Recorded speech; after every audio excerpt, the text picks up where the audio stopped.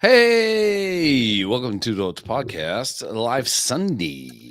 So one thing about drinking beer Yeah. is down here is I don't have enough room on this table for a lot of empties. It starts Mm, That's why I like drinking bourbon. Did I send you that picture of that fucking 3/4 empty bottle of bourbon? you did. What the fuck? Bourbon Chris does. goes, you didn't pour one until 10:30. Uh-huh. She goes, in 4 hours, you almost drank that entire bottle. She goes, you were fucking retarded. Yeah. Bourbon has a way of lying to you, though. Yeah. Bourbon's you're good. Bourbon's That like a fucking- friend that always gets you arrested. You're like, Yeah. nah, you're fine, dude. You're gonna be fine. Yeah. Yeah. We went outside. We were listening to music, sitting around a fire in the porch on the swing. And she's like, "Want to stay out here, or you want to go watch the end of Hunting Wives?" I said, "Sure." Well, apparently, during the last So episode, what does sure mean? Sit out here or go watch Hunting Wives. You're like, yeah. I was literally it. So we come in a house and we watched Hunting Wives and we watched the last episode, and there was so much shit that happened. I just kept going, pause. She reached down. You could just hear the sigh. The air just leaving my wife's body. She's so fucking annoyed because at this point I am fucked up. And I start just talking real fast about something. I was all excited. And she's like, "Yeah, where were you for the last 8 episodes?" I'm like, I just remembered all this right now. And I would talk about it, and then we'd play it. Like 6 minutes later, pause. And then the more air in her lungs just kept coming out. It becomes egregious. Yeah. And she's just sitting there watching the clock. It's going on 2:30 in the morning. She's like, he's going to try to fuck me. I just going to have to just push him away until he starts sleeping, which is going to come very quick because he's hammered. I walked out the next morning. Usually with bourbon, I'm all right. Some days I'm in a little fog. Yeah. And I woke up and I walked out in the kitchen and I was going to make some breakfast and I saw that bottle and I go, did I knock that over? Goes, no, it's all in your belly, you fucking moron. I've been there. I was telling Tony, so you sent me that picture. We were at soccer and I was like, I think he's probably close to my level now. I think he's on the train. And she's like, wow, he drank most of that. I'm like, yeah. But realistically, that's like 3 strong drinks. Let's be honest. You might have tiptoed into 4. I think I had 4. Yeah. I mean, what else are you doing? It's good for you. Am I back? Yeah, I got you. Okay, there you go.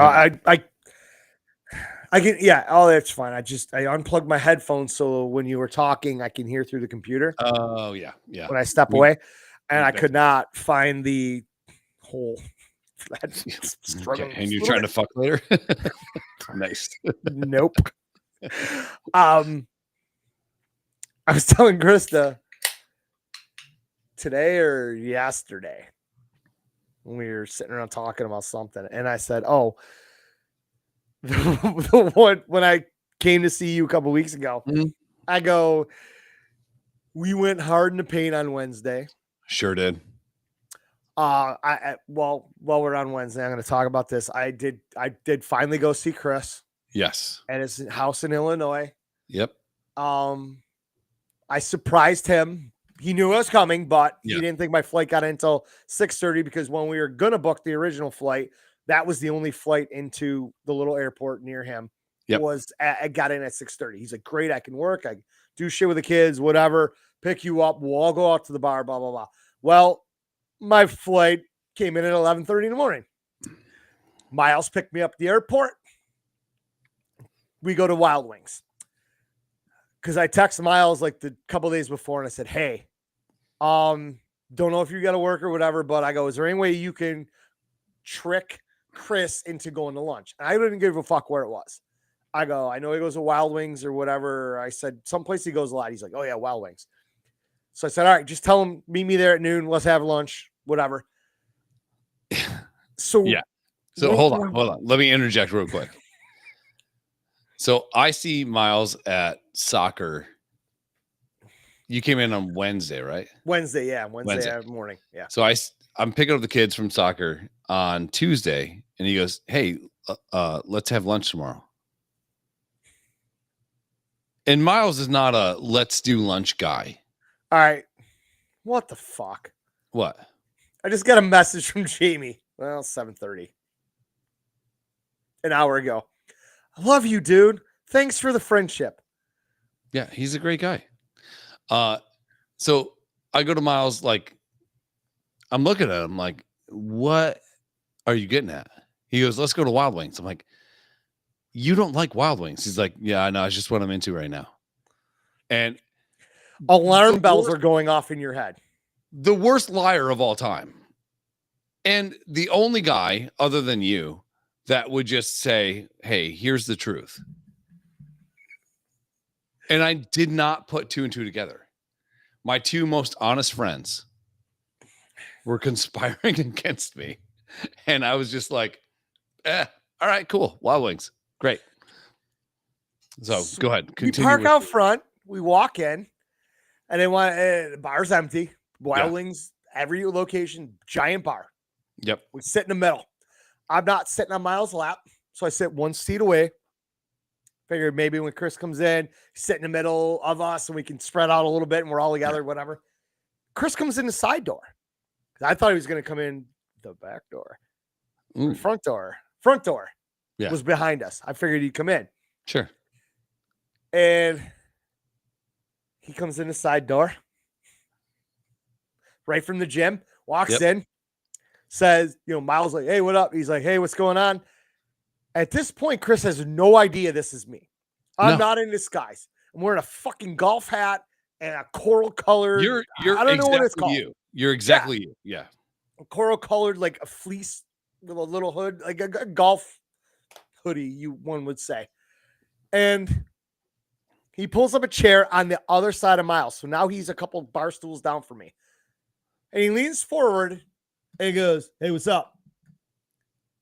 Because he thought I was just some random dude that Miles was sitting near talking to at the bar. And I'm sitting here 7 feet away going, your best friend is 7 feet from you. And you have no fucking, I wasn't wearing sunglasses. I didn't pull my hat down. I didn't whatever.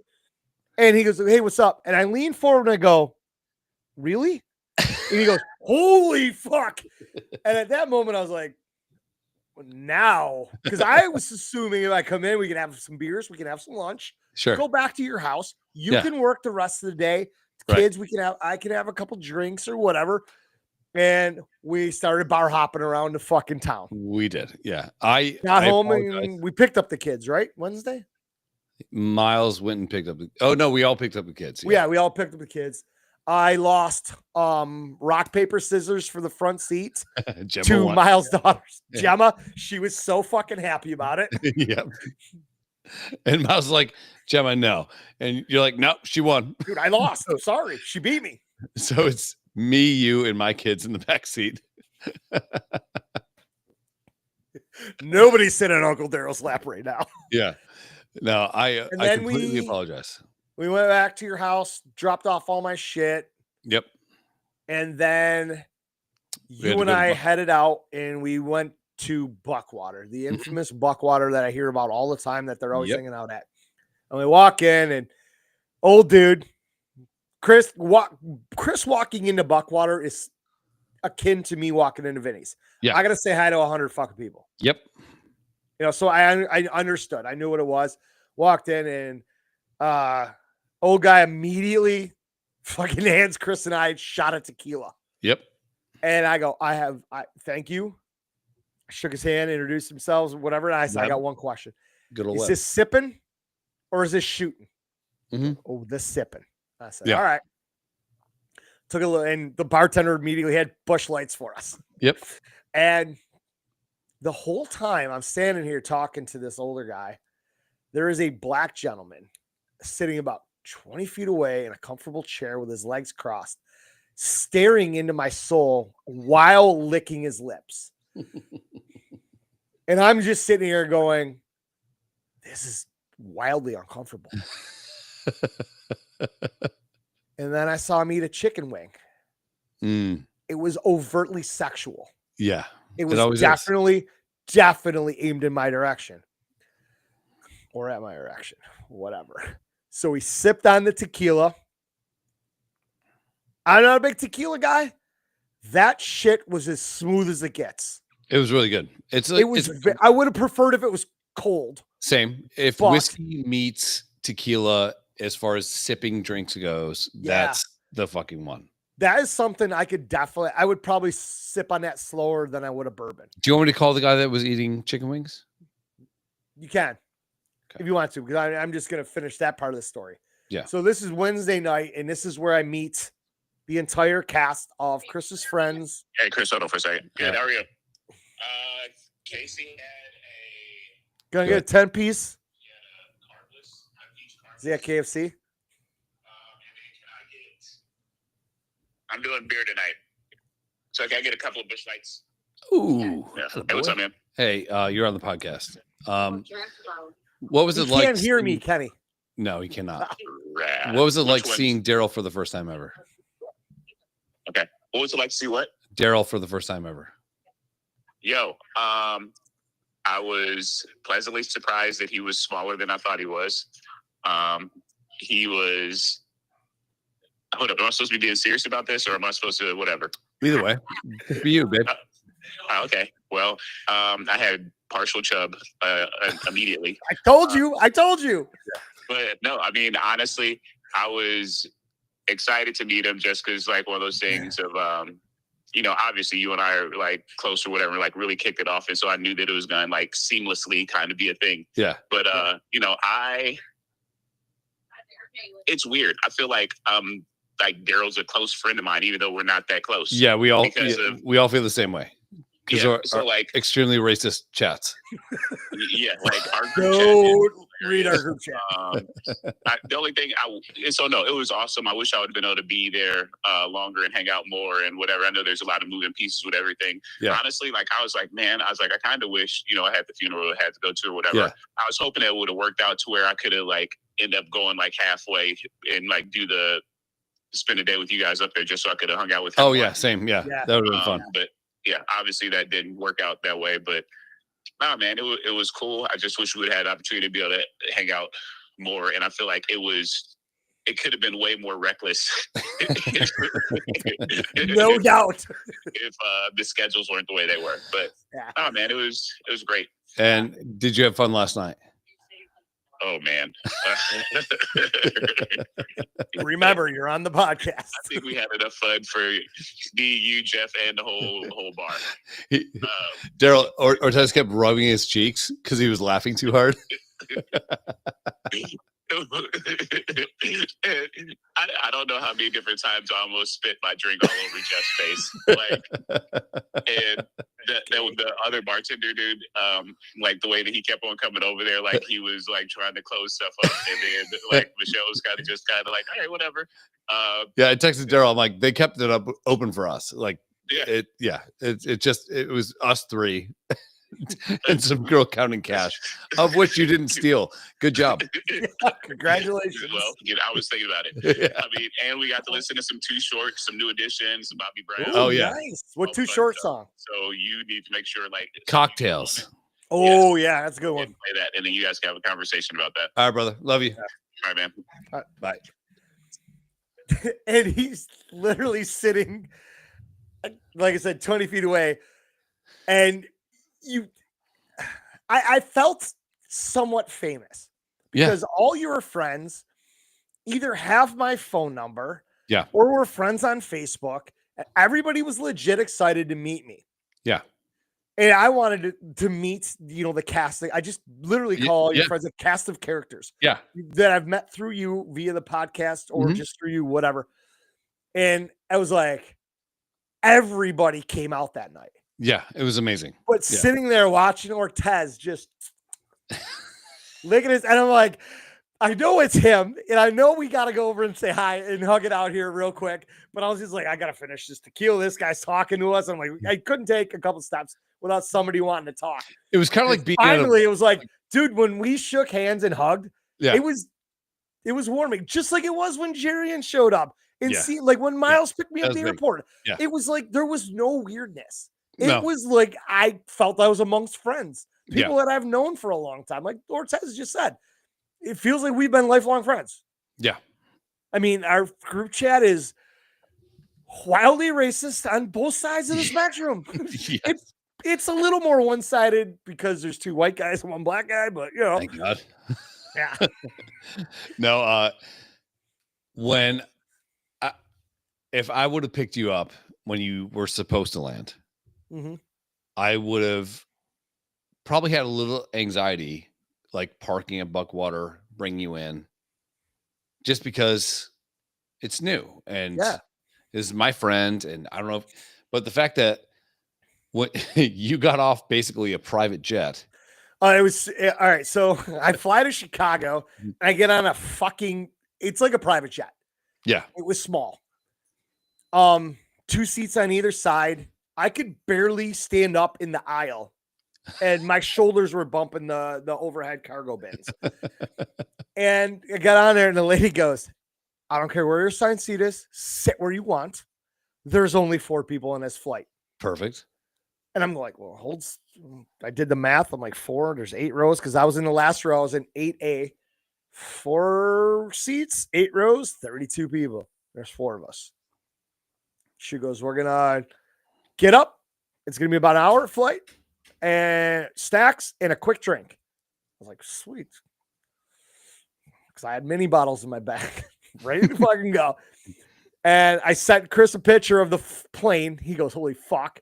Yeah. Well, I didn't. I sent it to you later. And I sent a picture of me sitting in my seat.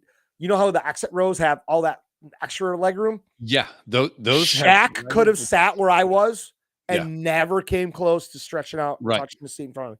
Perfect. We fly into Marion Airport.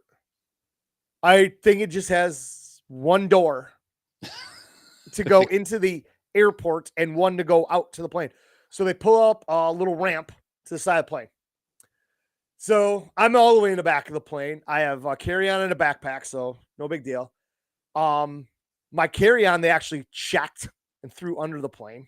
Don't ask why. Because I don't think those fucking overhead cargo bins were much more than a backpack in there or a large purse. It was small. So we get off the plane. I'm the last one off the plane. And they're like, oh, your bag is right by the door. I'm walking down this ramp.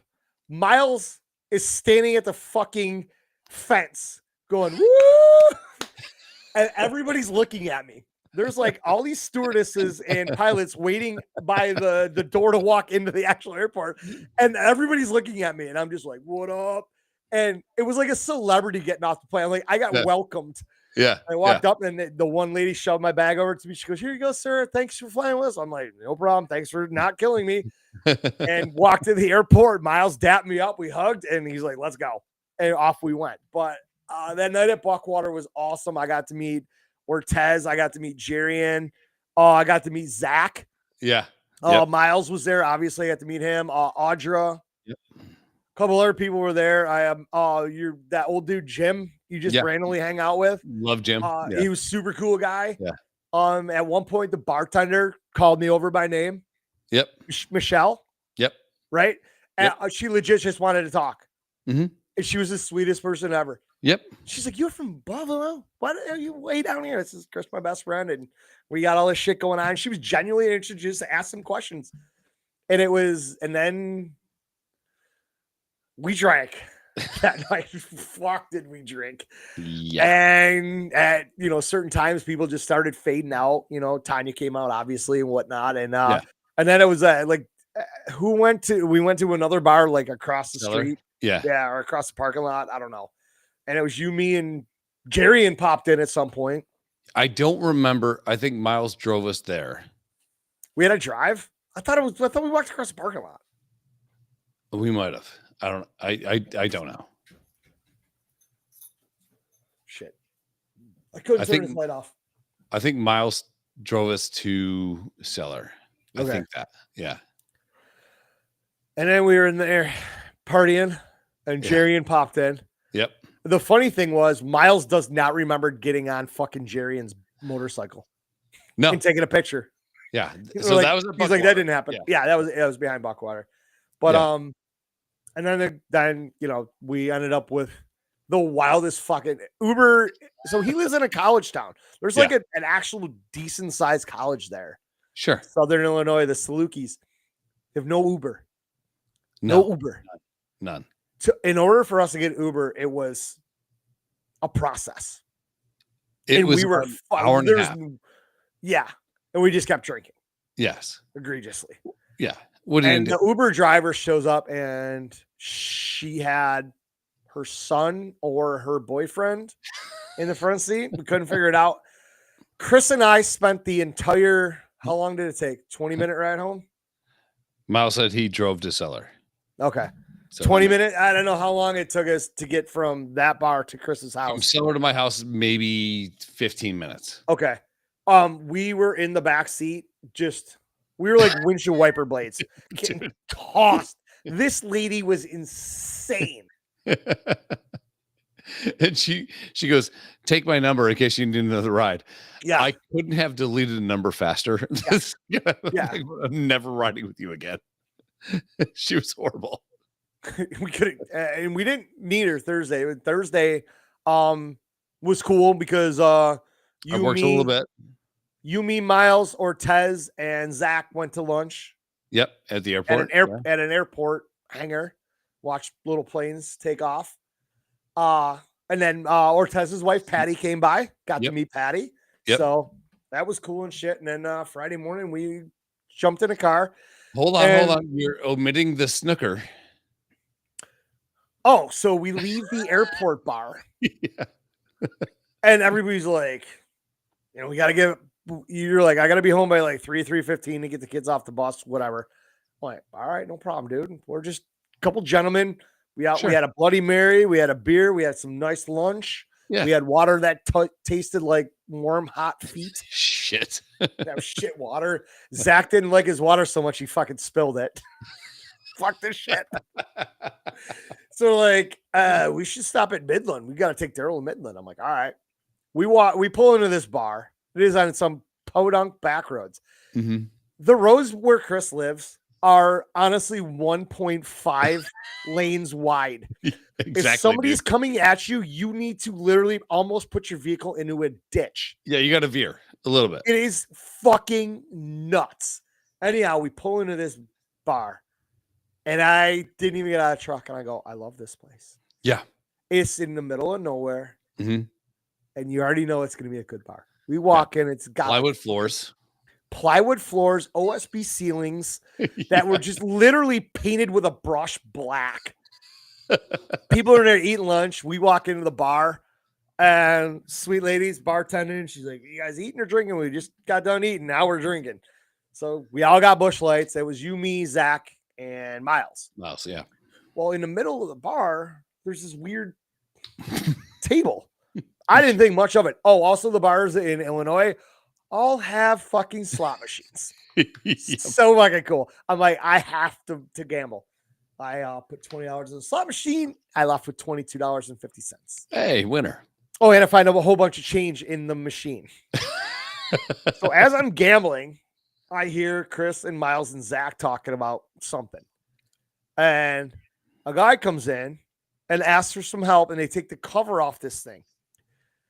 It's like a middle table in the middle of nowhere. Like it's small, it's half the size of a normal pool table. Yeah.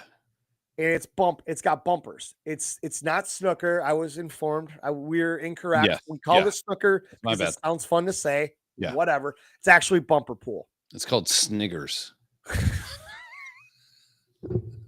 You ain't black. Joe, you have an impossibly big N-word behind you. There he is. Hey, the best of them. And it's the owner. Well, his wife is our bartender. Yeah. And they take the cover off. It's bumper pool. Mm-hmm. It's literally been in this bar for 90 years. It's old. And he Nobody of us knows how to play bumper pool. No, Miles does. He's loosely played. Okay, he may have played a handful of times before, And he decides, the owner decides, because he knows Miles more than any of us, to be the Bagger Vance of fucking like bumper pool. So this guy's giving Miles all the fucking directions on how to fucking win a bumper pool, of which Miles does win most of the games of bumper pool. You didn't get blown out. You got what? There's 5 balls. Yeah. I got 2 in, 3 in. So he was coaching Miles, but also he was loudly coaching everybody and whatnot. And Miles and Chris played. Then me and Zach are like, we got to play. And after Miles dispatches Chris fucking bitches about cheating and all sorts of everything just to fucking cover up his ineptness to play any sort of fucking game. That's fair. So me and Zach played. And like I ended up beating Zach. Yeah. Quite badly. Even Yes. though I've never played this game before. It's nowhere near as easy as they make it look. It's a very difficult game. Especially, I mean, we had 2 beers at lunch. Yeah, that's it. I mean, I had a Bloody Mary. I had a Bloody Mary and a beer. That's all I had. You I had had 2 beers. Yeah. So we had 2 drinks, and we got there. We had a beer, and then we started playing a game. And so the owner is talking to everybody, and he's like, "Get these guys all around beer." So next thing you know, we got more beer, and we had 3 while we were there. And then he starts talking to me in his southern fucking accent. Boy, I'll slap the South right out your mouth.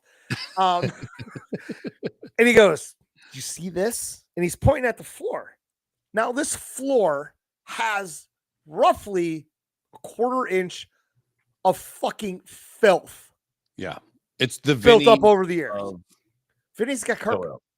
Yeah, it's Like a weird tile floor up in the bar part. sure. And over the years, it's just compiled a bunch of shit. Again, 17 light bulbs in the whole place. It's dim. It's dark. They have bush light. It was they had Christmas lights Yeah. up. Great. I was like, I felt home. And he goes, "You see this circle around the table? He goes, come here, boy." He's a big dude too. Come on now, boy. He's about 6'3". Come on now, boy. And I goes, "Come over here." And he goes, "You see how the floor's clean around this table?" I go, "Yeah." He goes, "That's from everybody playing snooker over the years that they walked enough around the floor that they actually cleaned the floor in that spot." And I couldn't have loved that place anymore. Yeah. It's the And only clean spot. We did not have to go get your kids off the bus. We would have been there all day. Yeah. Yeah. And then we got back to your house and you have no fucking beer. My bad. None. You'd think I'm coming to town, you'd grab a 30-pack. I know you got bourbon. Yep. So I cracked open a brand new bottle of Buffalo Trace. Mm-hmm. And we drank a few beers. Then we went to the casino. Yep. I love Chris's little shitty casino down there. It's great. It's quiet. It wasn't busy. Beers were $7. You figure that's the same thing here. $7 beers. We're sitting at the bar before we gambled.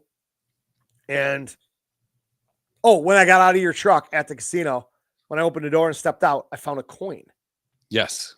It was a big coin. Oh, yeah. Okay. Yeah. I was like, wonder what this is. I'm like, fuck, man. I'm That's like, good luck. this is somebody's lucky charm or whatever. Yeah. With my contacts in, I can't read things close to me at all.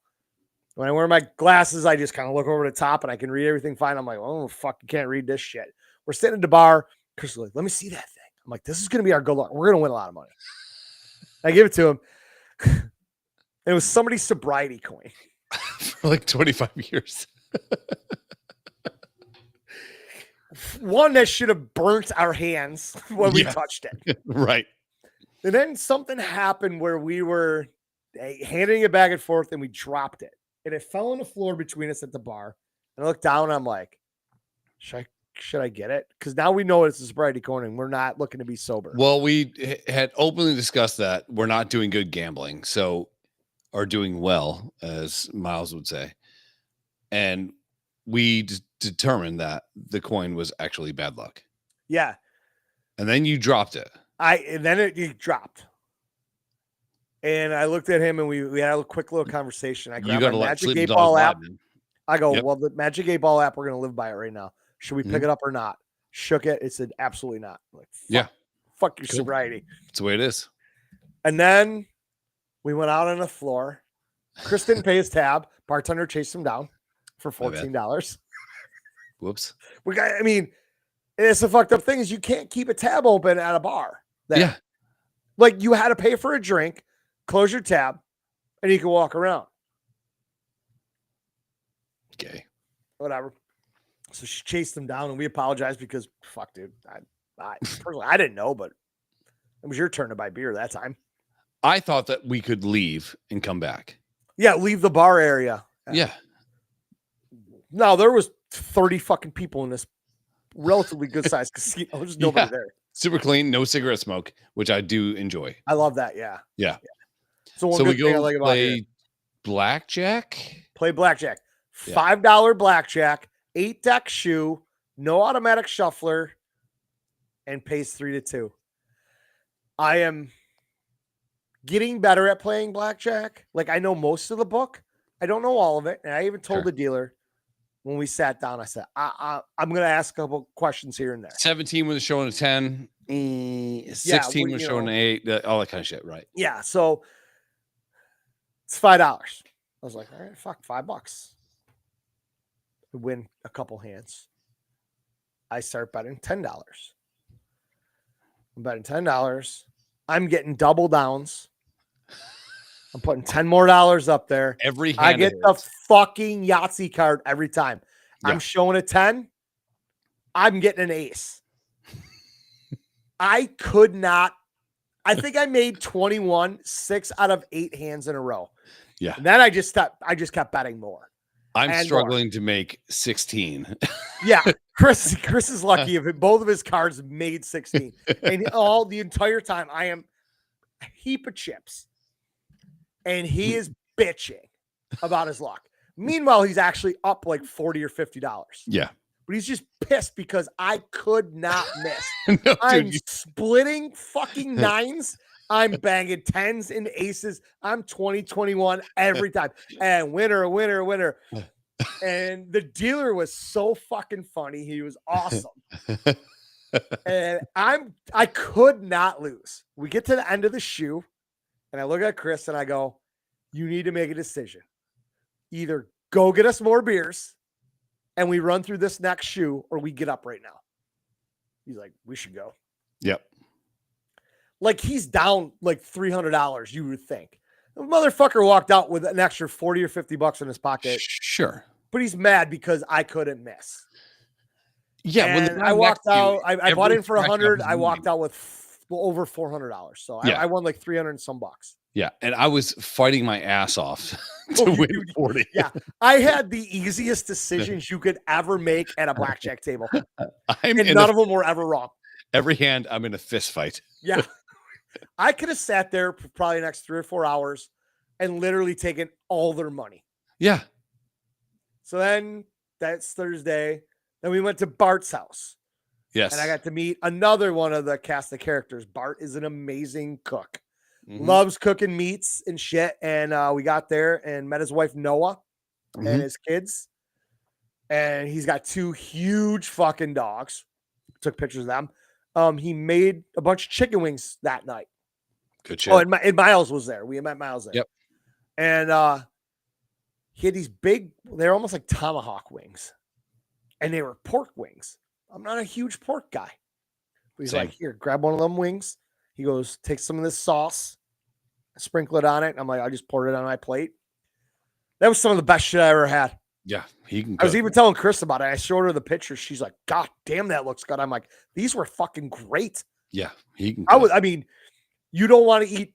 I couldn't eat 12 and order a 12 or 10 of those wings. I could eat probably 5 or 6 and that'd be it because they were so big and the meat was cooked perfectly, and that sauce he had was incredible. Yeah, good shit.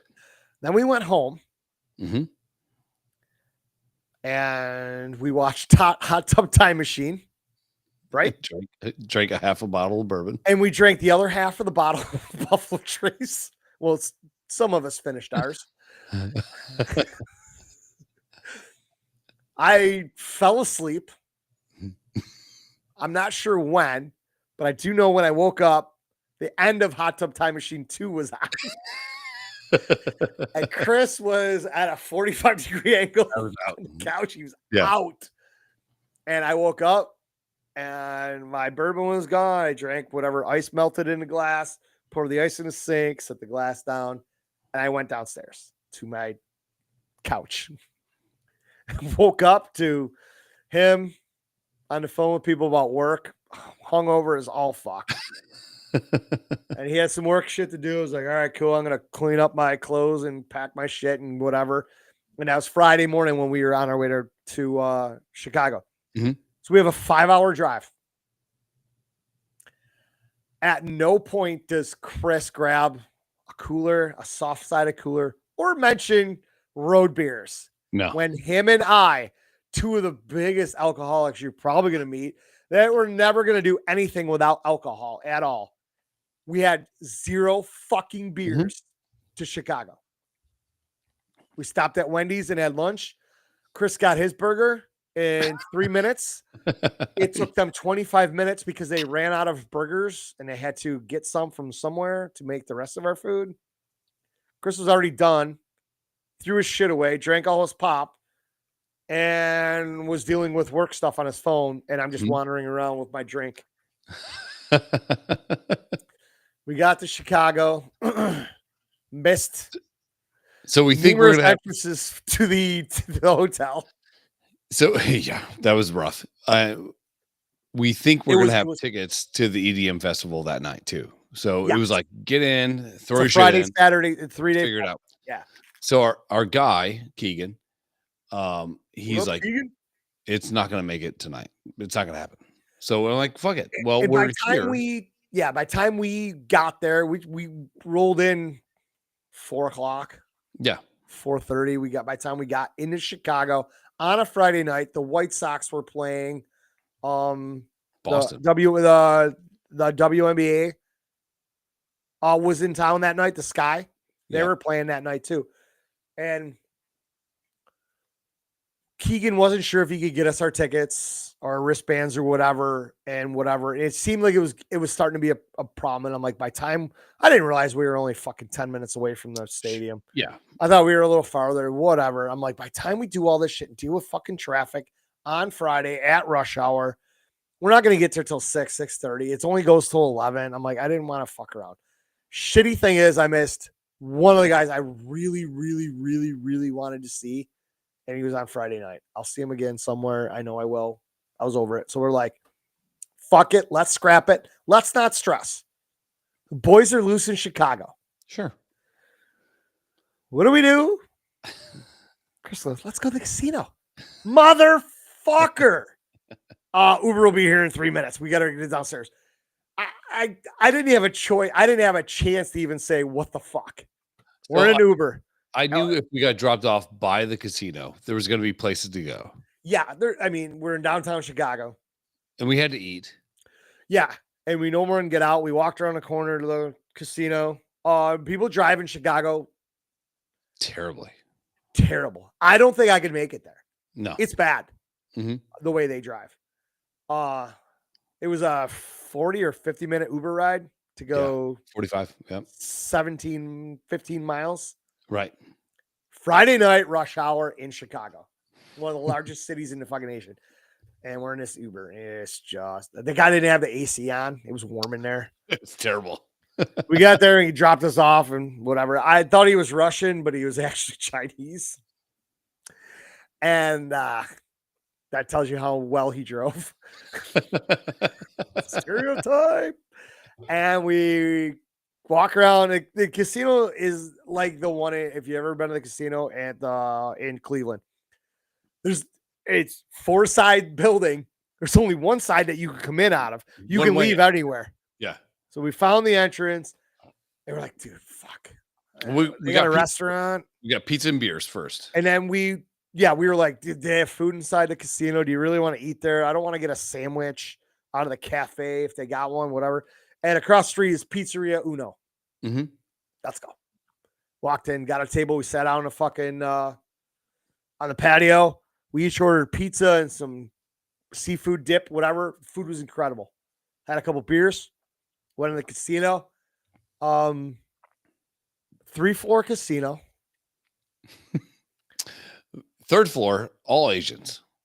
Yeah. So first floor was all slots. 2nd floor was slots and table games. 3rd floor was all baccarat tables. Yeah.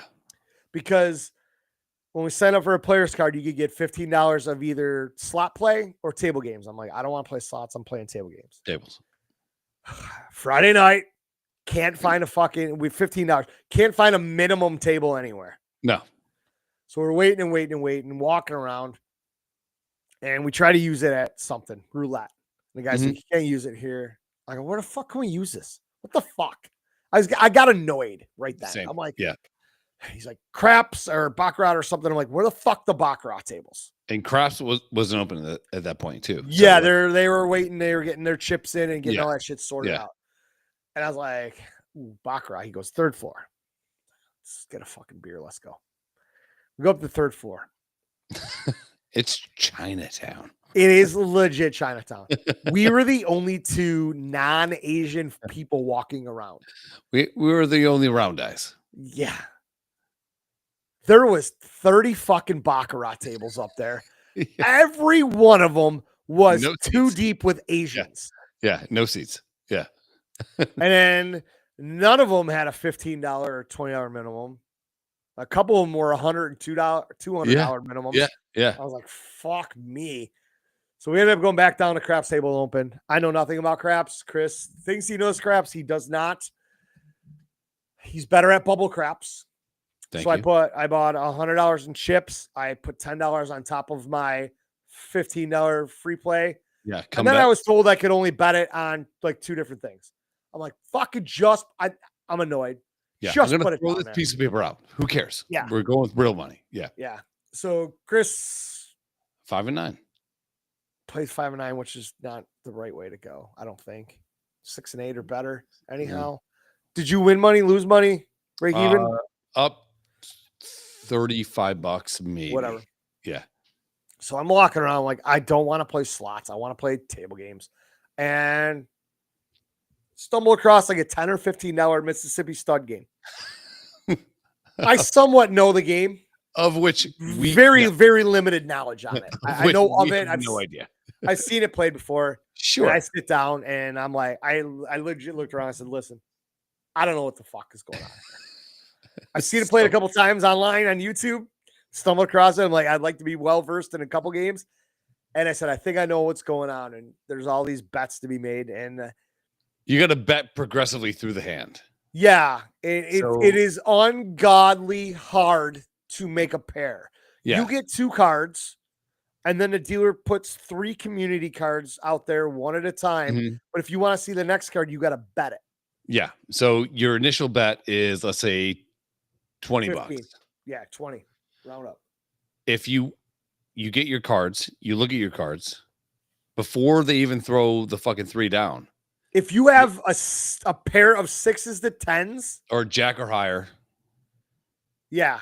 If Worth you it. have a pair of 6s through 10s, or how? If you have a pair, it has to be above 6. If you have a pair, if you have a pair of 6s or better, you're rolling. you Yeah. barrel as much money onto each street.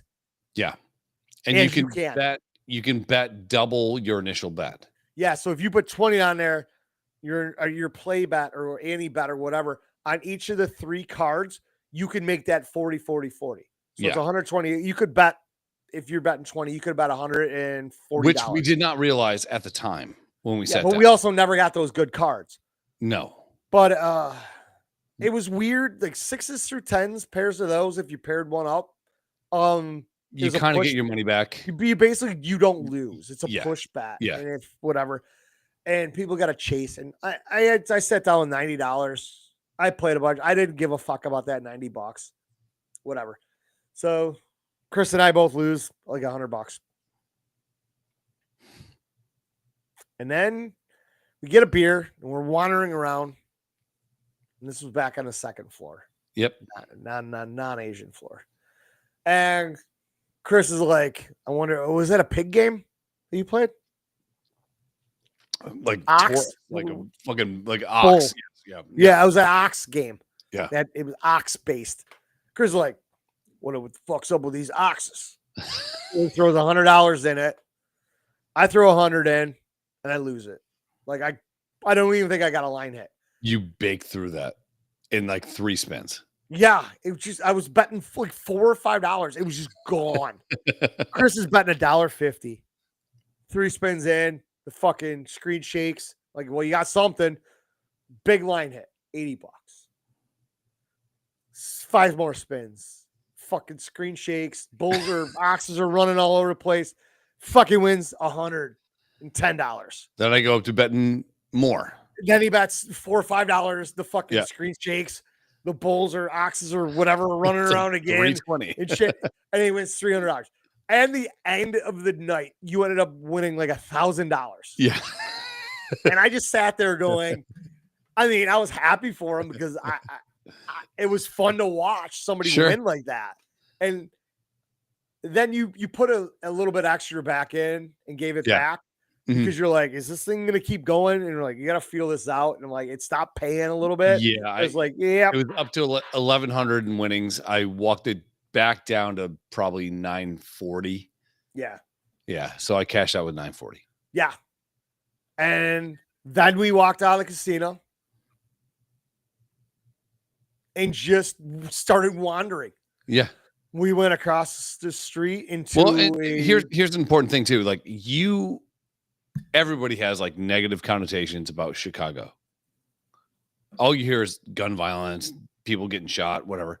We were downtown. We were in the financial. Yeah, we were in the good area. Yeah. So you kept going to me like, dude, Chicago fucking rips, dude. Like it's not a bad place. Well, we went over to this. We wandered into a steakhouse and there was a guy at the door like, yo, you got a dress code? Because we were just dressed like we are now. Yeah. You get fucking hats and fleeces and whatever. Yeah. And he's like, nah, man, you guys are fine. We walk in, sit down at the bar. We had a couple bourbons. 2 old fashions. Or old fashions. Yeah, we had a couple old fashions. And then the fucking bartender, we're all he's chatting us up and whatever.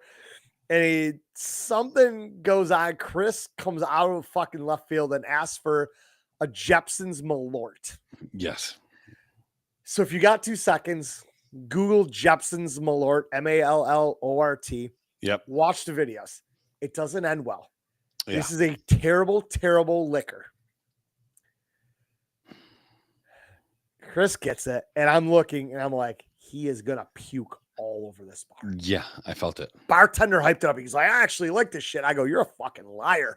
Dude, it's terrible. So he ended up giving Chris a shot for free. Chris took a shot. He's like, meh. Oh, I need water. And you can just see the level of fucking sadness just cross your face. I cannot believe you held it together. Oh, it was gross. It was so bad. And then we bounced around. We started just walking around and there was bars. Yeah. Hey, what's the cool bar to go to? Yeah. And then we went there. Bunch of fucking random bars. Had a good time. In an Irish bar that they had an Ohio State flag out front. Outside, yeah. But the bouncer was a Michigan fan. Yeah. I had a Michigan hat on or something that night. Yeah. Made no sense. No. But no. The music was terrible in there. Yeah, we didn't. We just went in and pissed. My bar was fucking mobbed. I'm like, I'm not waiting. And we just bounced around. And ever since we were at Midland on Thursday for a beer, they had some Christmas lights or whatever hung up inside. Yeah. Every bar we went to on Friday had a Christmas theme throughout the whole night. Yes. Yeah. And then so that was the end of that night. We bar bub or bub bar or something like that. Yeah. The one that was like you could buy a bottle of Buffalo Trace for $183. I'm like, dude. Yeah, they had a list on a wall of all sorts I've always of wanted to go bourbon. to a bar and just say, leave the bottle. You Yeah. know? Bourbons and liquors. And I told you, if we walked in there for lunch Sure. on a Saturday, had We nothing to would do, still be there. we would have absolutely bought a bottle Yeah. and stayed there. But we sat there and we had I don't know what the fuck we were drinking. Busch Lights, Coors Lights. Bud Light? I don't know. We were drinking we were just drinking beers. I think Coors. It was a cool place. Then they had a live band come on. Well, they had like a fake wall, Yeah. which was weird. And then all of a sudden, like the wall goes up and there's a full fucking band there. Like, holy shit. But they were playing like Zach Brown fucking music. Yeah. Like, yeah. I was like, country music, live music. I really don't give a fuck for. So we bounced around a couple bars, got an Uber. Chris passed out in it. Went back to the hotel. I had to sleep on the pull-out couch. Chris got the king-size bed in the suite. I paid for it. Yep. Thank you. It's fair. I slept well. Woke up Saturday. And festival didn't start till like 2 anyhow. We went to Hooters. Grab lunch. So we ended up at Hooters. In the ghetto. In the ghetto.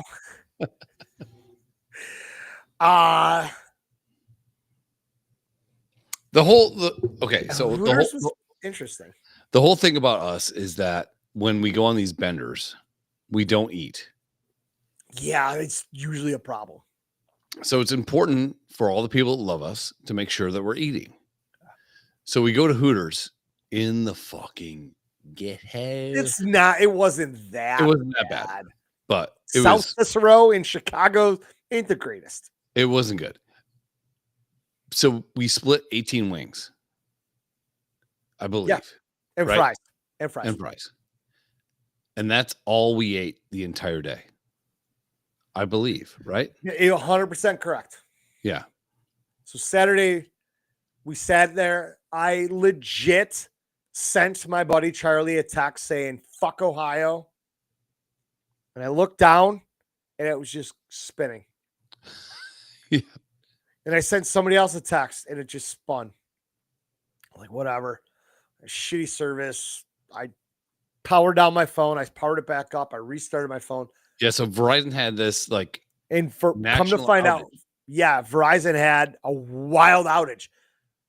And while this is going on, you got a text from Ortez saying my phone's going down. Yep. Something happened. Somehow it got through to you. So the whole time for 5 hours, my phone's not working. I have no internet. I have no texting. I can't call. It's literally says emergency calls only scrolling across my phone. SOS. I could not get service.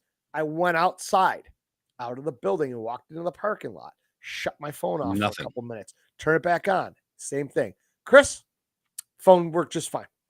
Problem was his battery dies relatively fast. It does. I did not bring my charging block for either one of us. My phone was fully charged. Well, it spent most of the afternoon off because it was just a piece of shit. We end up and getting hold of Keegan. We take an Uber to the stadium. Little fucking problem figuring out where we are. He's like, oh, come to the north side. I'm like, bro, I don't know where north is. I've never been fucking here. What? Give me a fucking do you see a hotel, here, bro. Yeah. Give me something. So we end up finding Keegan. He sneaks us in the back door, puts wristbands on us. We didn't even put them on. No. Just kind of held them in our hand and walked right through. And these guys were like, hey, have a good day. And we get into the festival and we start drinking $15 Heineken Silvers. I go, dude, that's fucking the NA one. The lady's like, no, it ain't. It's just a low carb version. We're like, we'll take 6 of those. Yeah. Whatever's free. We drank our tits off. And we started buying drinks and walking around. I like the music. Chris hates it. The culture, the people were interesting as fuck. Yeah, it was great. The amount of butt cheeks we saw. Lots. Was incredible. Yeah. We partied. We went back over to saw Keegan, back and forth. So my phone died around 9. Yeah. And then my phone came back on. My phone kicked back on around 6. Around 6. Yeah. And then mine died. Yeah, I called him, or I used his phone to call my wife and told her what the fuck was going on. And she's probably like, okay. I'm like, no, I can't fucking do anything. Sure. Like, try calling me and see what happens. And then all of a sudden, we're in the festival around 6, and my phone worked. I immediately called my wife and talked to my kids. I'm like, holy fuck, it's back, whatever. I was still at like 80% for the night. Your phone just goes. He's like, fucking tell Tanya my phone's dying. I'm like, all right, I got you. So it was like back and forth. Like his phone was helping for a while, and then I had to carry it. And we drank egregiously that night. We ended up on a ship, fucking SSS Minnow. Because there was a group there, a bunch of DJs I wanted to see, and we were in this cool place. And you're like, dude, look through the window. There's a fucking bar in this boat. I'm like, all right, I'll go get us beers. I walk in, and some guy, like, it was tough to navigate this boat. 1, because I have a wonky hip. 2, I was annihilated. 3, I'm 6'1", and it's not meant for people on boats. You should be short. Yeah. And I ended up down in this fucking bar, and there's a fucking guy dressed in a Hawaiian shirt and a captain's hat with a cooler and a fucking point of sale fucking machine. And he's like, what can I get you? I'm like, oh, you got any Heineken left? He's like, no, man. He goes, I got like 4 White Claws. I'm like, oh, yeah, I remember that. I go, fuck it. I go, give me 2 of them. What flavor? I'm like, dude, I don't know. He goes, I'll give you the one that everybody wants. I'm like, all right. Next thing, this guy slaps me in the shoulder. Hey, it's fucking this guy's with us too. And I got a tequila shot in my hand. And I was like, all right, cheers. Next thing you know, I get 2 more. Back to back to back fucking tequila shots. Chris is right outside the window, 3 feet away from me. Just, what the fuck? I'm like, I don't know this guy. I have no idea who this guy is. And I got my White Claws. I tipped the dude $5. I make my way back out of this fucking boat hull and back up. And Chris is like, I didn't get to do a shot. I'm like, bro, I have no idea what happened. And about 5 minutes later, the fucking tequila fucking got into my brain. Oh, yeah. And I was like, oh, boy. Oh, boy. And we go to leave. As you can imagine, any sort of place with tens of thousands of people all trying to leave at once. Yeah. Getting an Uber was like you tried to get one on your phone before it was dying. Yep. I downloaded Lyft because I thought it might be different. Nope. We finally get a fucking Uber. And as we're walking, they have you penned in when you're going to take the ride share. Yeah, it's weird. You had to like show that you had a verified ride. Yeah. You had like I've never seen that before in my life. When you leave, the Uber driver has to send you a message via the app as to what lane they're in. Yep. Order for you to get out of the 1 through fucking 6 pen. Yep. 1 through 6. In order for you to get out of that fucking pen, you had to show 2 fucking security guards that your Uber driver was in a lane before they would let you out there. Safety first. I get it. There's cars, people drunk, high, everything. But walking to the gate, all these, what would we call them? They were Albanians. Yes. We kept calling them Albanians. Like, these motherfuckers right. are like the ones in token or in Right. taken. And it was like, yeah, they're like, dude, don't go to fucking Uber or Lyft. We can undercut their prices. We're out here waiting. We can take you out right now. Easy in, easy out. We get you right there. I'm like, there is no fucking way I'm getting in that guy's car. Yeah. I don't give a fuck. I don't care if this Uber is $80 to take us 12 minutes to our hotel. Sure. I'm not. So then we get an Uber, get back to the hotel. And it was about midnight. Yeah. We're like, let's go to the fucking Coach's Sports Bar. It's like the next hotel over. Let's go have some just beers. Give us a bar that's going to be open for like an hour. Every one of them's closed at midnight. Everything's closed. We're like, fuck. So we get in a room. We're both fucked up. Our ice machine, which was right outside of our hotel room, did not work. So I go to Chris because we were taking turns buying drinks all night long. I go to the fucking lobby, get us some beers because they had a cooler with beers in it. Yep. And bring some fucking ice back. 15 minutes later, fuckface comes back in with a fucking ice bucket, 4 Pacificos in it. If you drink Pacifico, they're not twist offs. No. We don't have a bottle opener. I use the ring trick. So Chris is using his fucking wedding ring. I am hoping he slips and cuts his hand open. Struggling, he ends up opening all of them, probably fucking ruins his wedding ring.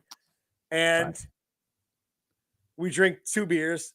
We are in the living room of the suite. We're sitting on your bed. We're sitting on the edge of the pull-up bed watching a college football game, drinking Pacifico. I don't know what we were talking about, but we were both fucking. Wake up Sunday. We went over to Coach's sports bar, which is open from 6:30 in the morning till midnight. Sure. We have lunch. I ordered a Bloody Mary, thinking it was going to help. Same. Then I ordered a Cuban, and I had a Coors Light after that. Chris eats his lunch. I got 3/4 of the way through that Cuban, and I knew things were not well inside me. There were some demons were fucking fighting in there. Yeah. And I jump back in his truck. He drives me back to the hotel. He's leaving. He's going home. I'm in Chicago with nobody that I know. I just met Keegan the day before. I had his phone number. Sweetheart. Dude, he's the greatest fucking dude ever. Yeah. He's so awesome. And I go back to the hotel. I'm like, all right. I'm looking at my app for the music festival. I'm like, there's nobody I would even care about seeing until like 5. I'm like, I'm going to take a nap. I set my alarm for like 3:30. I took a shower. And I sat down and I felt it. Right back to the fucking bathroom, rolled up a towel and just hurled. There comes the Bloody Mary. There comes the fucking Cuban. Meanwhile, I'm driving home like, he's got a 5-hour drive home. And I was like, all right. And I'm sitting there going, oh, it was actually Monday that I thought this, I think. Anyhow. So I reached out to Keegan. I said, hey, I'm going to chill for a bit. I'll be over there like 5-ish. I'll text you when I get there. Well, I jump in an Uber.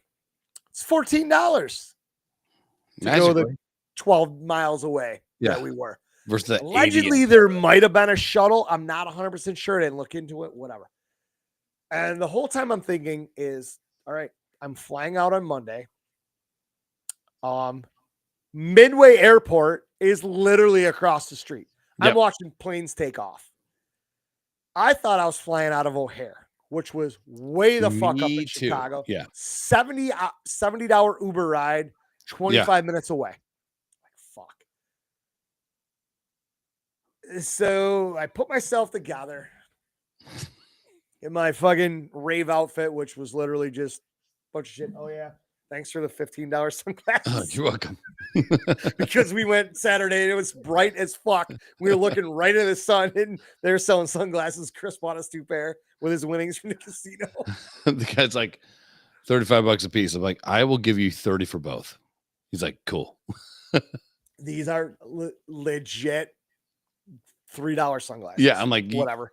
I'm like, they're maybe they got little fucking hearts on them. I didn't notice that. Yeah. So I had my Rage fanny pack. I put my battery charger in there. I put my phone in there. Put my wallet in there because I didn't want to lose anything. Because you're ready to roll. Yeah, I roll up. I get out of my Uber, and I kind of remember where we met Keegan. Yeah. So I walk over there and I text him. I fucked up. I should have texted him when I was on my way. He's like, "Hey, I'm really busy right now. Give me like 15." I'm like, "Don't fucking hurry. I'm outside. It's a beautiful day. Fun people were walking around. I can hear the music. I'm 30 feet away." And literally you're seeing people dressed in like bedroom attire. Yeah. If they still cared about being hot at bedtime. Yeah. I mean, it's not bad scenery. As many thongs and fishnets as I saw on girls that were 200 pounds compared to girls that were 110 pounds, it was dead even. Yeah. Nobody cared. Everybody just was dressed up. I don't partake in that part of the EDM community. I'm there for the music. So when Keegan comes out, gets me. 2 seconds later, He's like, Chris is a fucker.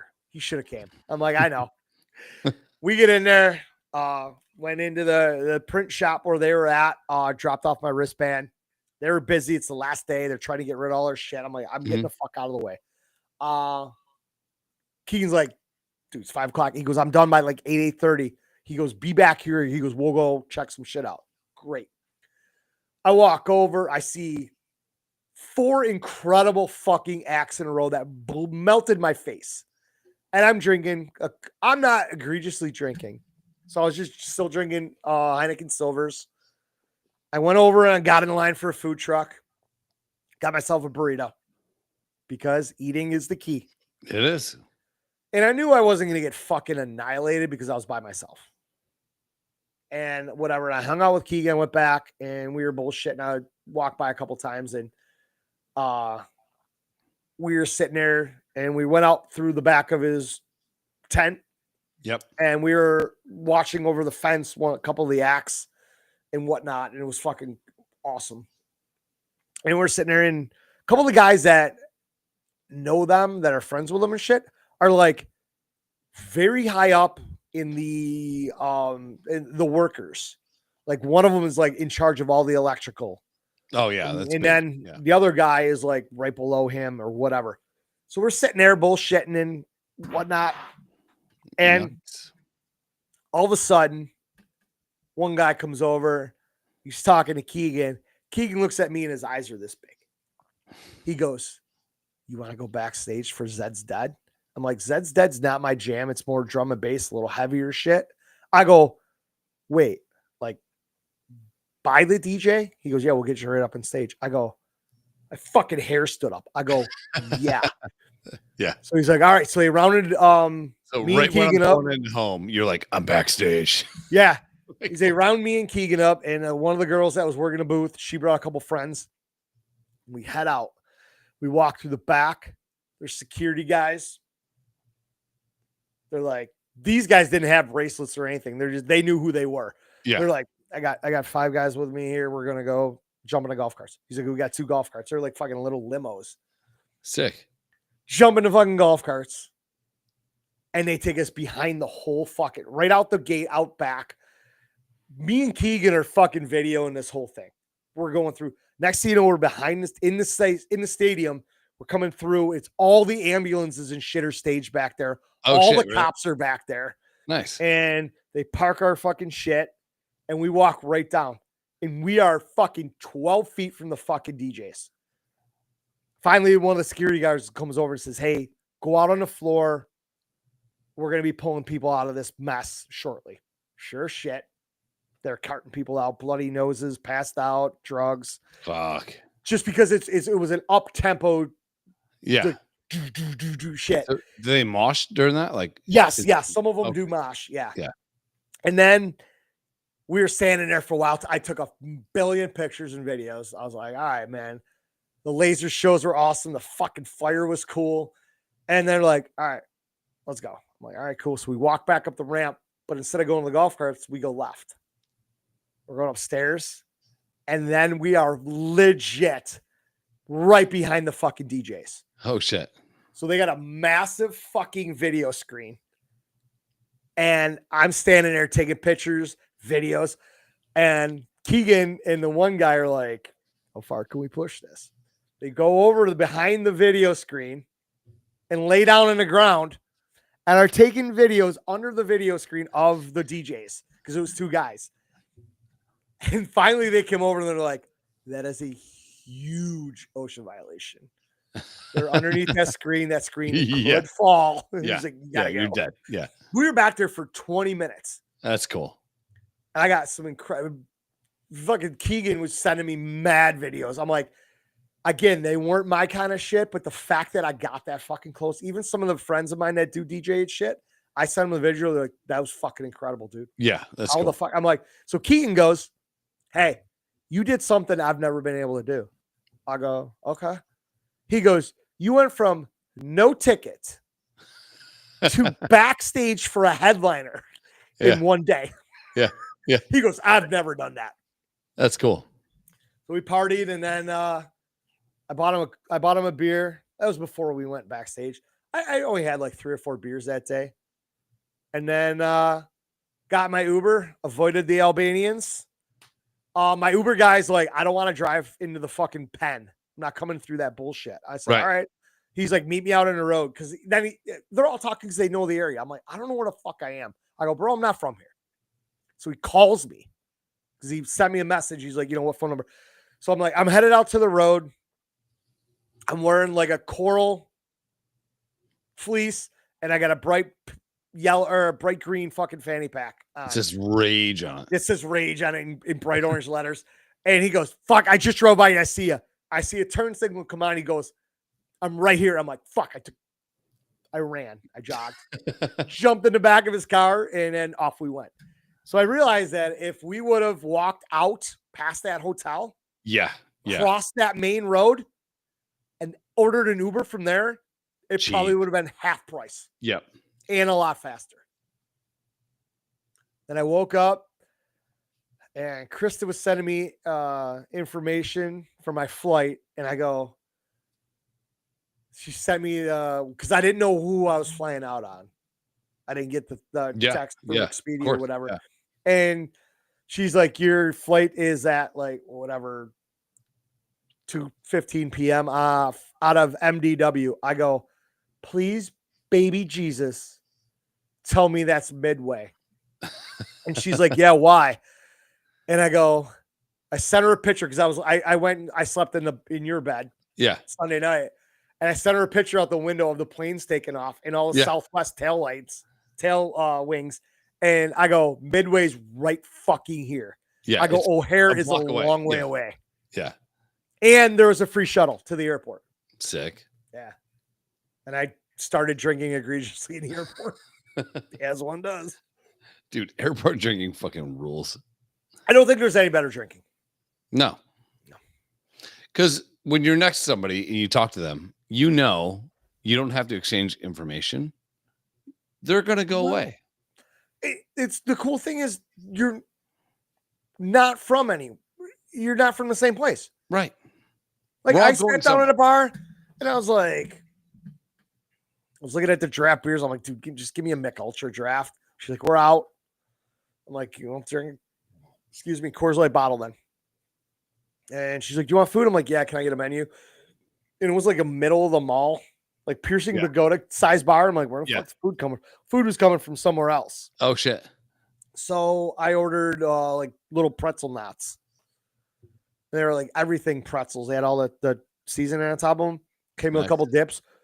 One of the dips looked like it was like cold and you couldn't dip it in. So I was dipping it in the regular cheese and I was like, well, it's kind of like some sort of mustard. And I bit one of the things in half and I scooped it in there and it was like the greatest thing ever. I almost licked the bottom of the fucking thing. Some old dude sitting next to me is like, dude, I got to get those. How were they? I go, they were fucking incredible. And I go, I don't know what this dip is, but it's life-changing. He goes, I'm in. So he was drinking something expensive. He was an older guy with money. Sure. And finally gets his food. Whatever, he takes one bite of the pretzel, puts it in that mustard dip and he looks right at me and goes, you weren't kidding. I go, I'm not a big food guy, but I go, that was really good. Smashed some beers. Then I went into the store and I bought a big fucking 1 liter thing of water. Yeah, you got to have water. Because when I walked in here, I took my hydro flask with me, but it had it. Yeah. And I had no way to get ice or whatever. So I went in and it's like ice cold. And the lady grabbed one. I go, are they cold? She's like, no, they're piss warm. Fuck. So I went and I got one and my gate was right there. Somehow I got lucky because normally when I go to my gate, it's at the farthest point in the airport. Sure. Yeah, that sucks. And I walked into the airport, got through security, and right there was my gate, right next to where I ate. Nice. So I went and I was sitting down by my gate and I'm waiting and I'm waiting and I'm waiting. And I'm like, fuck. So I opened my water, took a couple sips out of it. I'm like, now, do you have the shakes at this point? No, because I didn't get hammered. Oh, when I came back to the hotel room, I got a couple beers. Stella or Heineken. Nice. I can't remember. I texted you, whatever they were. I grabbed 2 of them out of the cooler and paid for them. And I go, you have a bottle opener? She's like, oh, I looked around. She's like, yeah, usually we do. She's like, here you go. She goes, just drop it back off tomorrow. I go, I'll do you one better. Crack, put the tops in my fucking thing. And that's when I text you. I'm like, hey, dickhead, if you ask, they have bottle openers. So I wasn't hungover. I was tired. Well, I mean, the whole weekend, other than I would say Wednesday, I was a little rough on Thursday. Yeah. Thursday morning was, Thursday, we relatively behaved. I think we were trying to count our drinks and we could do it on both hands. Yeah, we were good. And if you and I go from 12 p.m. to 12 a.m. and have 10 drinks, that's not much at all. It's not bad. Yeah. No. Yeah, we can handle that. I got on a plane and I fucked up because my right hip's fucked up and I wanted to sit on the left side so I could put my foot out in the aisle and stretch it, my leg. And I ended up sitting one behind the exit row. So I had a little bit more leg room there. So I'm on the aisle. I'm like, God damn it, Daryl, you fucking idiot. But I went in the bathroom, took a quick piss, and grabbed 2 Deep Eddy lemons, mini bottles, poured them into my fucking water, did the whole shaky thing. Mm-hmm. So I'm sitting on the plane, get my headphones on, and I'm watching the videos of Sunday night. Yeah. And the lady across the aisle, I could see her kind of peeking over, seeing all the lasers and the fire and shit. It kind of got her attention. Yeah. She picks up her bottle of water. She's got the same bottle of water I have. Okay.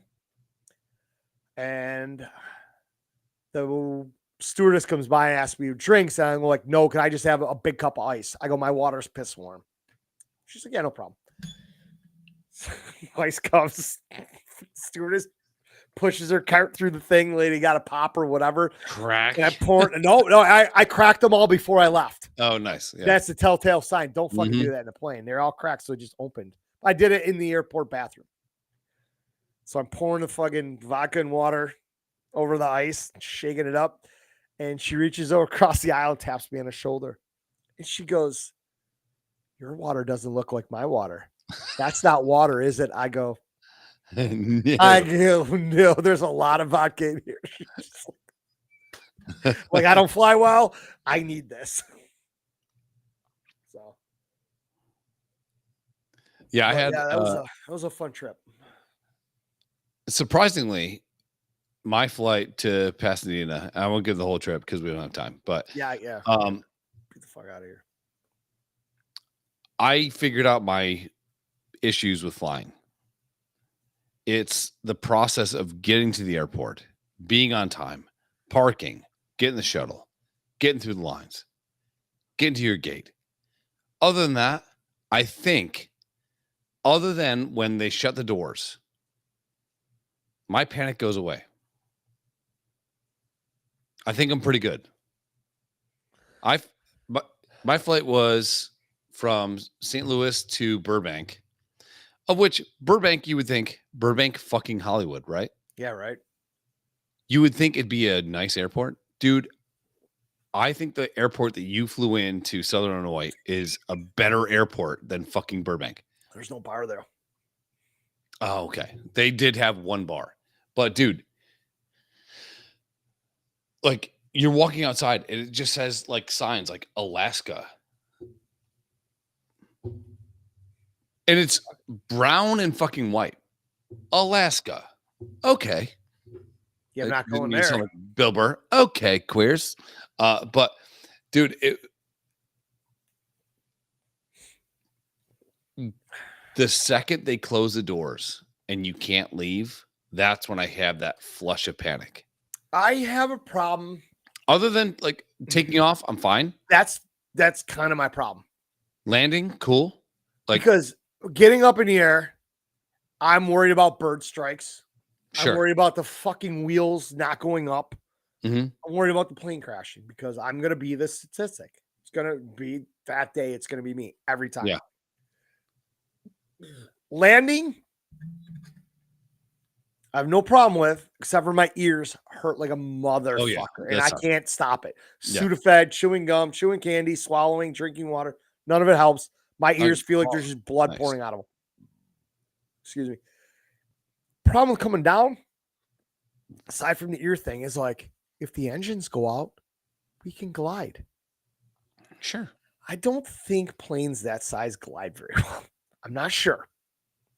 So I'm like, at that point, we can beach this motherfucker on the way down in a field, on a road, in the water. And as long as we're not coming straight down, we're coming down slow, I think I got a better chance. So my uncle, who passed away a few years ago, I hate it. He was a pilot, and he used to fly from New York City to Tel Aviv. Fuck that. I mean, hazard pay, like he'd be in a hotel in Tel Aviv and some other coffee shop would just get blown up, So we went to their house in some Amelia Island, Florida. And I was like, yeah. And he was retired at that point. And I was like, I just don't like flying. I feel like I need to be in control. And he goes, Chris, here's two things to think about. Number one, you could never fly a plane. Like, given. Number two, we don't want to crash either. Yeah. Yeah.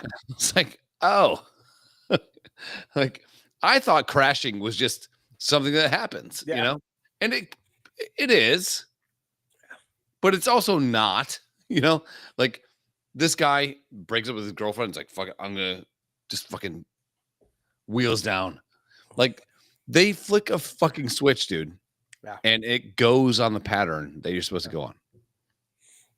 So I didn't have a hard time flying to Pasadena. Pasadena was fucking awesome. California. Oh, dude, California is great if you want to pay $45 for an old fashioned. It is great. If you want to have a 16-ounce Pacifico and it's $19, it is awesome. Other than that, it's kind of a strip mall. Yeah. We did go to downtown LA because I fucked up on Lyft, and we go to this like hotel bar above the city, and you can see the Capitol. Like, you can see the Nakatomi Plaza. It was pretty fucking that's nuts to be there, But you turn around, there's no one there. It's just me and my fucking friend, It was cool. The weirdest thing about the Oasis stuff was I had no idea. So apparently 15 million people in the UK tried to get tickets to go to see Oasis in the UK. 15 million out of maybe 65 million people. Allegedly. Because you're a dick. I'm in a bar in fucking Pasadena, California. You couldn't pick a place further away to fly to for Brits. And I go to Kyle. I'm like, I think it's like 90% British people. He's like, no way. I'm like, okay. So I'm like, are you British? Yeah. Are you British? Yeah. Why did you have to ask them? Couldn't you just tell by their fucking shit breath and terrible teeth? Stupid accent. They all look like Austin Powers. Yeah, baby. Dude, we were there. We go to this one bar, and the concert is maybe 6 hours away. And there were people standing up like how you try to stand up after having 3 stoplights.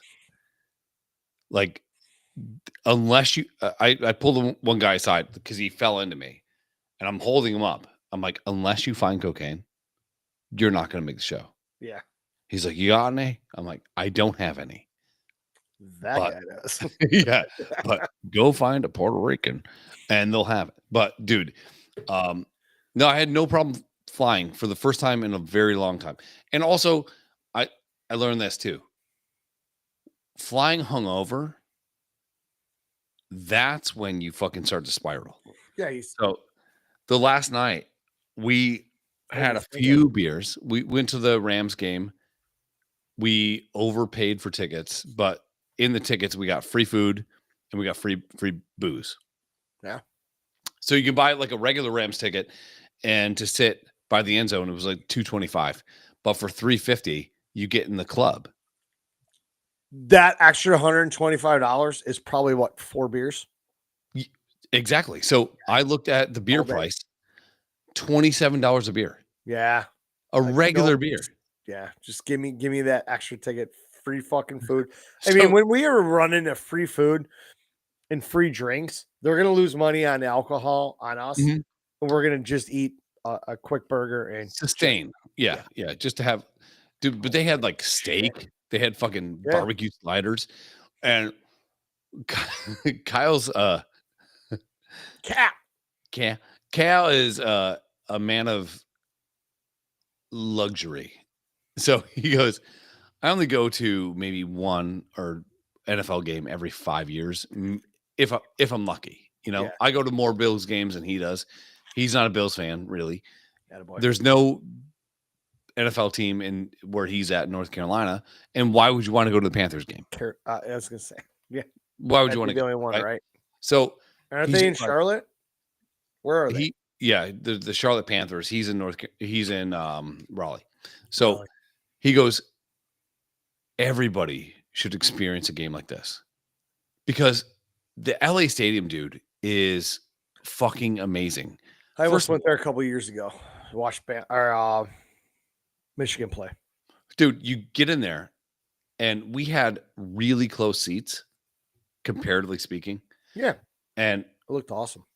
you can see the whole field. There's no bad seats, and then you look up, and it's just straight up. It's box seats, box seats, box seats, box Lovely, seats, yeah. and then these fucking poor fuckers way up at the top that still probably paid $200 a ticket, Yeah, and they're getting a beer for $27. Fuck all that. We paid, I think, $365, $350, $365 per ticket, and we had great food. We were in the seats, but they were cushy. You know, I like a good chair. yeah, I'm yeah. 46, you know, I'm almost to the point next year. I told Chris, I think I'm going to tell her when we renew our Michigan seats. I'm like, it's an extra $10 a game or something to have the cushions. yeah, They zip tie them to the seats, yeah, and I'm like, at least then when we resell them, we tell people, hey, they're cushion seats, and it's like getting to that point where at least when we walk in, we don't have to fight people because they're like, that's not your seat. I'm like, these are our season tickets. This Yeah. is where I sit. this is my 9 seat. and 10. Yeah. These are Yeah. my seats. Yeah, And I can't tell you how many years we've gone. I mean, you've been there with me before. Yeah. And I've had to sit on a 45-degree angle because of big people. I'm like, at least then if we got the cushions, these are our two. Get the fuck out of here. So one thing about Kyle is that he has a bad back because he was in the Air Force. He's a mechanic. He's a disabled veteran. Yeah. And so everything when you're hanging out with Kyle in your brain, because you care about your friend, is about his back. Comfort. Yeah. Everything. Hey, there's one. So you sit down, I'll stand next to you. Sure. Yeah. Yeah. So, but when he sits and he has to stretch his back, he puts his legs out. So I'm He's like, also he's a tall dude. yeah, I mean, he's Yeah. taller than me, Yeah. you know, and he's 6'3", 6'4". Yeah. He's a big Yeah. dude. Yeah. yeah. So Not big, like wide, really. He's just tall and thin. He's just a tall guy. yeah, he's a tall drink of water. But when he needs to stretch his back, that it's 45-degree angles on the crotch, you know, and there's nowhere else for you to go but Yeah. sit like a little princess side saddled. But dude, it was great, man. It was great. We went to one of those bars where the whole wall is a stadium to watch the Bills game right after Yeah, that was cool as fuck. yeah, it I've was seen a couple of those before where like just the entire side of a bar, a big side, is all screen, and it looks like you are literally sitting in the stadium. yeah. I This mean, was so cool. Hurt commented on Facebook. yeah. He's like, so you're in Buffalo? I'm like, no, I'm First at- off, you would have known. yeah, like, I would have definitely let you dumbass. know. Yeah. But it was cool. Yeah, I mean, Pasadena fucking rules. If I'd like to go out there. I it's- mean, we were in Chicago. I mean, I don't think we got done eating dinner, and I was texting my wife saying we need to come here and spend a long weekend. yeah, I go, it was just such a cool area. I'm like, we got to come to Chicago. and also too, like by me, today was like 96 degrees. 96 degrees. Chicago's probably like 81. Dude, when we were there, it was in the 70s. It was The weather couldn't have been better. It was perfect. Yeah, I was expecting Labor Day weekend in Chicago to be about 100. Hot as Even balls. all the people in the festival group that I was in about that were all leading up to it were like, fuck, it's going to be so hot. Fuck this, blah, blah, blah. And all of a sudden that week, everybody's like, have you seen the forecast? It was perfect. It is going to be perfect. Yeah. Yeah. So, yeah, Los Angeles was really hot. Yeah. I landed, stupid fuck, flew into fucking LAX, which was like 27 miles away. Burbank is 18 miles away from the hotel. Burbank lift ride takes 34 minutes. LAX takes an hour and 27 minutes. Yeah. Because you got to go through fucking LA. Yeah. You don't realize how many fucking people are in LA. Oh. The other thing you don't realize is like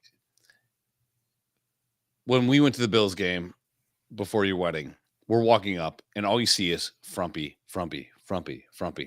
Like you see Buffalo people. When you're in LA, Everybody's a dime.